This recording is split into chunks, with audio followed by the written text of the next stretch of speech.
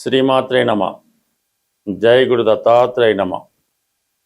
ఈ వీడియోలో మనం ఏప్రిల్ 2వ తారీఖు నుంచి మే 11వ తారీఖు మధ్యన కుజగ్రహం మేషరాశిలో సంచరిస్తున్న సమయంలో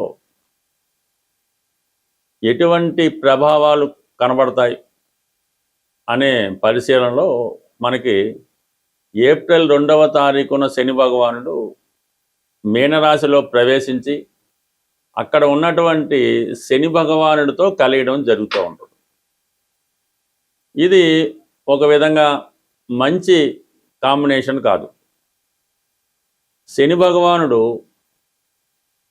కుజగ్రహంతో కలిసినప్పుడు వృత్తిపరమైనటువంటి ఇబ్బందులు జాతకుడికి ఏర్పడుతుంటాయి.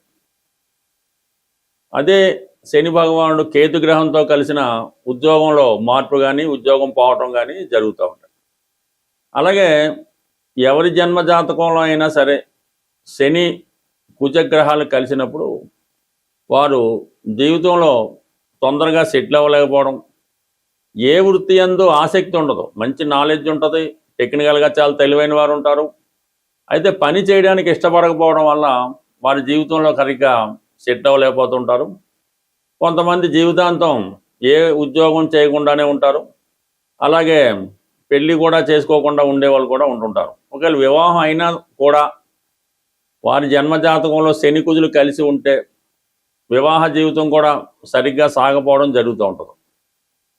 ఇదే స్త్రీ జాతకంలో శని కుజులు కలిసి ఉంటే అసమర్థుడైనటువంటి భర్త రావడం వల్ల ఆమె వివాహ జీవితం చాలా స్ట్రగుల్గా ఉంటుంది. భర్తకు సంపాదన లేకపోవడం, భార్య మీద ఆధారపడడం, ఇటువంటి ఇబ్బందుల వల్ల జీవితం స్ట్రగుల్ అవుతుంటుంది. బట్ ఏదైనా రెండు శత్రుగ్రహాల కలయిక మీనరాశిలో కంప్లీట్గా ఎటువంటి ప్రభావం చూపుతుంది, ప్రస్తుతం జరుగుతున్నటువంటి యుద్ధ వాతావరణంలో ఈ గ్రహాల ప్రభావం ఎంతవరకు ఉంటుంది అన్న విషయాన్ని మనం ఈ వీడియోలో పరిశీలించే ప్రయత్నం చేద్దాం.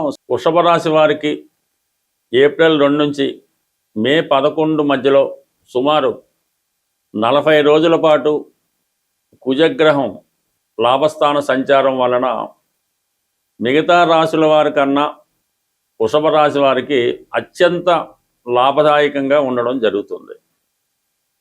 ఇది కుజుడు ఈ రాశి వారికి సప్తమ వ్యయాధిపతి, రాశ్యాధిపతికి శత్రుగ్రహం. అయితే ఏదైనా ఒక గ్రహం ఒక భావంలోకి వచ్చినప్పుడు అక్కడ వేరొక గ్రహం ఉంటే ఆ గ్రహంతో కలిసి ఆ గ్రహ ఫలితాలు ముందుగా ఇవ్వడం జరుగుతూ ఉంటుంది. అక్కడ ఏ గ్రహం లేనప్పుడు ఈ గ్రహం ఏ గ్రహం అయితే రాశి మారుతుందో ఆ గ్రహం స్వతంత్రంగా తన ఫలితాలు ఇవ్వడం జరుగుతూ ఉంటుంది. ఇప్పుడు ఈ కుజుడు మీనరాశిలో ప్రవేశించినప్పుడు అక్కడ ఉన్నటువంటి శని భగవానుడితో కలిసి ఉండడం జరుగుతూ ఉంటుంది. ఈ 40 రోజుల్లో కూడా శనిని కలుసుకోవడం, మళ్ళీ విడిపోవడం, మళ్ళీ రాశి మారిన 40 రోజులు ఈ శని కుజగ్రహాల కలయిక మీ జాతకం మీద ప్రభావం ఉంటుంది. అందులో కుజుడు మీకు శత్రుగ్రహం, శని మీకు మిత్రగ్రహం, యోగకారకుడు, ఒక విధంగా భాగ్య రాజ్యాధిపతి. అందువల్ల ఈ కుజుడు ముందుగా శని యొక్క ఫలితాలు ఇవ్వవలసి ఉంటుంది. అంటే ఇప్పుడు వృత్తిపరంగా మీరు చాలా కాలంగా వృత్తిపరంగా అభివృద్ధి కోసం కానీ, వృత్తి మారాలని కానీ, వృత్తిలో ప్రమోషన్ కొరకు కానీ ఎదురు చూస్తుంటే మీకు వృత్తిపరమైనటువంటి అభివృద్ధి చేంజ్ రావడం జరుగుతూ ఉంటుంది. అయితే ఇక్కడ శని కుజులు కలయడం వల్ల అంటే ఉన్న ఉద్యోగాన్ని వదులుకున్న తర్వాత మాత్రమే మీకు కొత్త ఉద్యోగం, మంచి ఉద్యోగం రావడం జరుగుతూ ఉంటుంది. సో అందువల్ల అంటే ప్రస్తుతం వృత్తిపరమైన మార్పు రావడం, సడన్గా ఉద్యోగం మానివేయడం లేదంటే పోగొట్టుకోవడం జరిగే అవకాశం ఉంది. బట్ ఎమ్మటనే మళ్ళీ మీరు దాన్ని సబ్స్టిట్యూట్ చేసుకుంటూ కొత్త ఉద్యోగం సంపాదించుకుంటారు. అలాగే భాగ్యాధిపతిగా లాభస్థానం వల్ల కంప్లీట్గా మీకు శని భగవానుడు మంచి ఫలితాన్ని ఇస్తూ ఒక కొద్ది చెడ్డ ఫలితాన్ని కూడా ఇవ్వడం జరుగుతుంది. అలాగే అక్కడ రవి మీకు చతుర్థాధిపతిగా లాభస్థానంలో ఉన్నాడు. అంటే చతుర్థం అంటే గృహం, వాహనం, విద్య, మాతృ సౌఖ్యం ఇవన్నీ కలుగుతాయి. అటువంటి రవితో కుజుడు కలయటం, ఈ 2 మిత్రగ్రహాలు అయినప్పటికీ కూడా శని భగవానుడు ఉండడం వల్ల కొద్దిగా ఆలస్యంగా అయినా సరే గృహ లాభాన్ని కలిగిస్తాడు, సొంత వాహనాన్ని ఇస్తాడు, స్థిరాస్తి కొనాలని మీ ఆలోచన నెరవేరుతుంది, కొత్త గృహం కొనాలని మీ ఆలోచన తప్పకుండా నెరవేరే అవకాశం ఉంటుంది కంప్లీట్గా మీకు. లేదంటే కొంతమందికి ప్రభుత్వ క్వార్టర్స్ లాంటివి, అంటే ప్రభుత్వం నివాస గృహం అలాట్ చేయడం జరుగుతుంటుంది, అంటే గవర్నమెంట్ ఎంప్లాయీస్కి జరుగుతూ ఉంటుంది, మినిస్టర్లకి జరుగుతూ ఉంటుంది. అలాగే కొంతమందికి ఏంటంటే ఈ గవర్నమెంట్ ఈ డబుల్ బెడ్రూమ్ ఇల్లు అటువంటివి కూడా ఇచ్చే అవకాశం ఉంది. అంటే గవర్నమెంట్ పథకాలు మీకు అనుకూలంగా ఉంటాయి.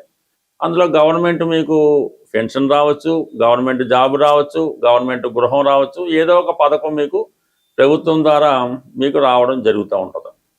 మొత్తం మీద ఏంటంటే ఇది 14వ తారీఖు తర్వాత ఈ శని కుజుల కలయిక మాత్రం కంప్లీట్గా మీకు రావాల్సినటువంటి, అంటే స్థిరాస్తుల పైన ఆదాయం రావాల్సి ఉన్న, జీవిత భాగస్వామి నుంచి అంటే భర్త నుంచి కానీ భార్య నుంచి కానీ అత్తవారి దగ్గర నుంచి కానీ రావాల్సినటువంటి ధనం మీకు రావడం జరుగుతూ ఉంటుంది. అలాగే ఏంటంటే ఈ సమయంలో మీ భర్త గారికి లేదంటే మీ భార్య గారికి వారికి ఏదైనా ఉద్యోగ ప్రయత్నం రావడం జరుగుతూ ఉంటుంది. చాలా కాలంగా పెళ్ళైన తర్వాత కానీ ఏదో కారణం వల్ల భర్త యొక్క ఉద్యోగం పోగొట్టుకొని ఉంటే, అంటే వృషభ రాశిలో ఉన్నటువంటి స్త్రీలకి భర్త ఖాళీగా ఉంటే ఈ సమయంలో మీ యొక్క భర్త గారికి ఏదో ఒక ఉద్యోగం రావడం జరుగుతూ ఉంటుంది. ఇక ఇదే సమయంలో మీకు ఈ బుధగ్రహం ఇంచుమించుగా మనకి ఈ ఏప్రిల్ నెల 11వ తారీఖు 10వ తారీఖు ప్రాంతంలో బుధుడు కూడా మీకు 11వ స్థానంలోకి వచ్చి అక్కడ కుజగ్రహంతో కలిసి ఉండడం వల్ల ఏదైనా మీకు రావాల్సింది ఉంటే అది కొద్దిగా బంధు విరోధాలు, కొన్ని డిస్ప్యూట్స్, కొన్ని చికాకుల మధ్య మీకు రావాల్సినటువంటి ధనం కానీ ఆస్తి కానీ స్థిరాస్తి కానీ రావాల్సి అవకాశం ఉంటుంది. అలాగే ఏదన్నా ఒక డిస్ప్యూట్స్లో మీరు ఇరుక్కొని ఉంటే ఆ డిస్ప్యూట్స్ నుంచి మీరు ఈ ఏప్రిల్ నెలలో ఇంచుమించుగా 10వ తారీఖు తర్వాత వచ్చే నెల 10వ తారీఖు లోపల ఈ డిస్ప్యూట్స్ నుంచి కూడా మీరు బయటపడడం జరుగుతుంది. కోర్టు కేసులు, కోర్టు సమస్యలు మీకు అనుకూలంగా వస్తాయి. నిరుద్యోగులకు మాత్రం కంప్లీట్గా ఈ సమయంలో ఏదో ఒక ఉద్యోగం రావడం జరుగుతుంది. ప్రస్తుతం ఈ కుజ శని గ్రహాల కలయిక ఏదన్నా ఇప్పుడున్నటువంటి జరుగుతున్నటువంటి యుద్ధ వాతావరణం అవనివ్వండి, ఈ పెట్రోలు, గ్యాసు, నిత్యావసరాలు వస్తువులు ధరలు పెరగడానికి ఈ గ్రహాల కలయిక కొంతవరకు కారణం అవుతూ ఉంటుంది. చాలా వరకు నిరుద్యోగ సమస్య కూడా పెరుగుతూ ఉంటుంది ఈ గ్రహాల కలయిక వల్ల. సో దీనికి పరిహారం మనం ఆలోచించినప్పుడు కుజుడు విష్ణుమూర్తి అంశ,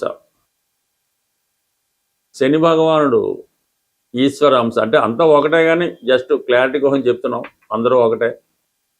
ఈ రెండుకి జాయింట్గా కలిపి ఆంజనేయ స్వామి అటు కుజుని యొక్క సమస్యలు, ఇబ్బందులు తొలగాలనంటే కుజుడి వల్ల వచ్చే ఇబ్బందులు, అన్నదమ్ముల మధ్య విభేదాలు, భార్యాభర్తల మధ్య విభేదాలు, రుణ సమస్యలు, ఇటువంటివన్నీ కూడా కుజుని వల్ల వస్తూ ఉంటాయి.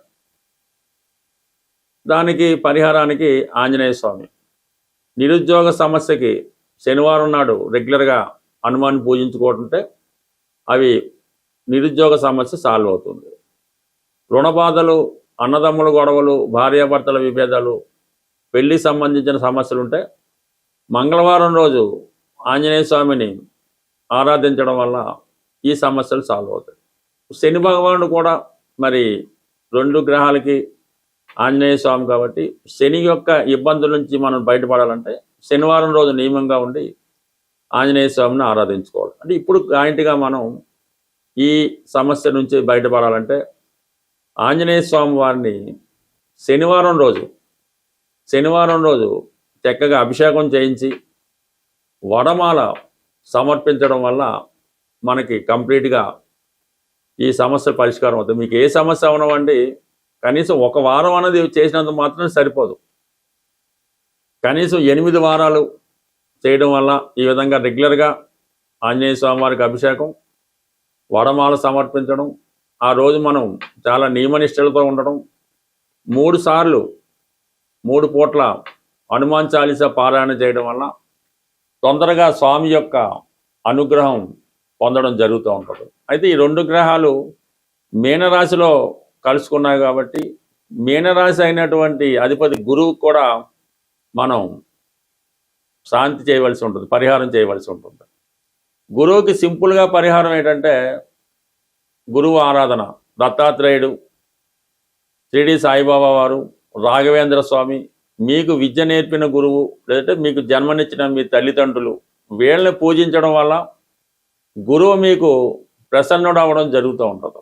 ఈ సమయంలో మీరు మరీ ఇబ్బందులతో ఉంటే మీ తల్లిదండ్రులకు కానీ మీ గురువుకు కానీ చక్కగా వాళ్ళని సత్కరించి ఒక మంచి వారికి ఇష్టమైనటువంటి వస్త్రాలు బహుమతిగా ఇవ్వడం వల్ల కంప్లీట్గా మీరు ఈ సమస్య నుంచి పరిష్కారం, సమస్య ఉన్నా లేకపోయినా కంప్లీట్గా గురుగ్రహ అనుగ్రహం కోసం దత్తాత్రేయుని ఆరాధించడం వల్ల, దత్తాత్రేయుని క్షేత్రాలు పిఠాపురం అవ్వచ్చు, షిరిడి అవ్వచ్చు, గాన్గాపూర్ అవ్వచ్చు, ఏదో ఒక దత్తక్షేత్రాన్ని దర్శించవచ్చు.